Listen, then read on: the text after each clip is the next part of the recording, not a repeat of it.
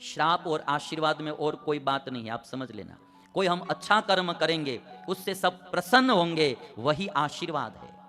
और कोई हम बुरा कर्म करेंगे उससे कोई नाराज होगा तो वही श्राप है।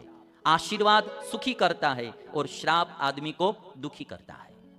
और मैं आपको एक बात बताऊंगा, मैं महाभारत की कथा गुजरात में करता हूँ। ऐसे लोग पहले हमारे गुजरात में ऐसी मान्यता थी कि महाभारत नहीं सुनना चाहिए, किंतु महाभारत तो पांचवा वेद है।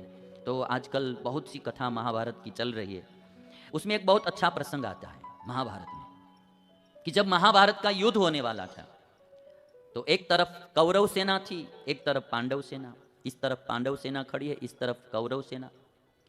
तो अर्जुन ने जब सगे संबंधियों को देखा तो कृष्ण से कहा कि प्रभु मैं युद्ध करना नहीं चाहता हूं, मैं भीख मांग कर खा लूंगा, किंतु मुझे युद्ध नहीं करना है। क्योंकि दादा भीष्म को मैं कैसे मारूं, गुरु द्रोण को मैं कैसे मारूं, जिसकी गोदी में खेल खेल कर मैं बड़ा हुआ हूं वो दादा भीष्म को मैं कैसे मारूंगा, जिनके पास से मैं विद्या सीखी है, जिनके पास से मैंने विद्या सीखी वो गुरु द्रोण को मैं कैसे मारूंगा, मुझे यह युद्ध नहीं करना है। तो भगवान कृष्ण जी ने जो ज्ञान दिया गीता का, तो अर्जुन तैयार हो गए कि चलो अब मैं युद्ध करूंगा।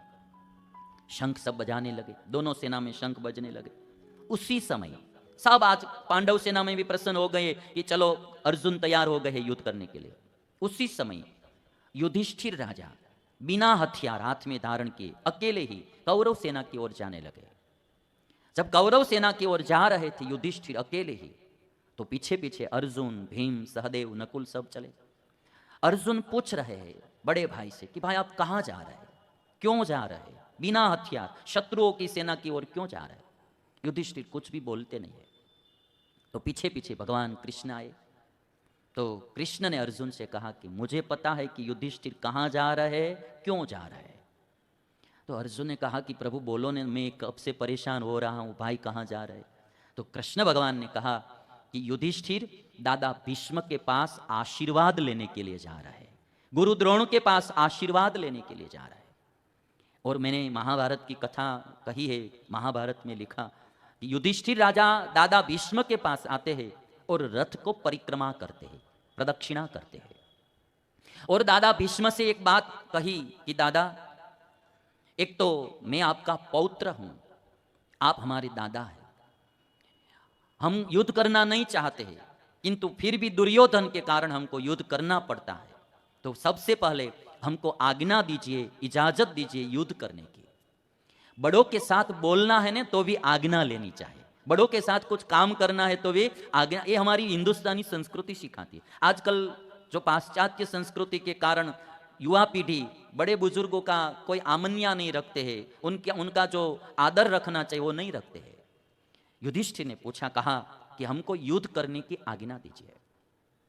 दादा भीष्म ने कहा कि बेटा मैं भी जानता हूं कि आप युद्ध करना नहीं चाहते हैं, दुर्योधन के कारण आपको युद्ध करना पड़ता है। जाओ मैं आपसे आपको आज्ञा देता हूं, तुम युद्ध करो, मैं उसमें राजी हूं। तो पहले आज्ञा ले ली। फिर युधिष्ठिर ने कहा कि दादा मैं जानता हूं कि मनुष्य तो आपको पराजित नहीं कर सकता, किंतु देव भी आपको पराजित नहीं कर सकते। तो मैं आपसे यही आशीर्वाद लेने के लिए आया हूं, इस युद्ध में विजय हमारी हो। और तब दादा भीष्म ने इतना कहा कि मैं युद्ध तो दुर्योधन के पक्ष में करूंगा, किंतु आशीर्वाद तुमको देता हूं कि जाओ विजय तुम्हारी होगी, जाओ विजय तुम्हारी होगी। और आप देखना ये प्रसंग, फिर युधिष्ठिर गए गुरु जी के पास, द्रोणाचार्य जी के पास, और द्रोणाचार्य को भी परिक्रमा करके यही बात कही कि मुझे आशीर्वाद दीजिए कि विजय हमारी हो। गुरु द्रोणाचार्य जी ने भी यही कहा कि मैंने दुर्योधन का अन्न खाया है, मैंने दुर्योधन का अन्न खाया है, इसलिए युद्ध तो मैं दुर्योधन के पक्ष में करूंगा, किंतु आशीर्वाद तुमको देता हूं कि जाओ विजय तुम्हारी होगी।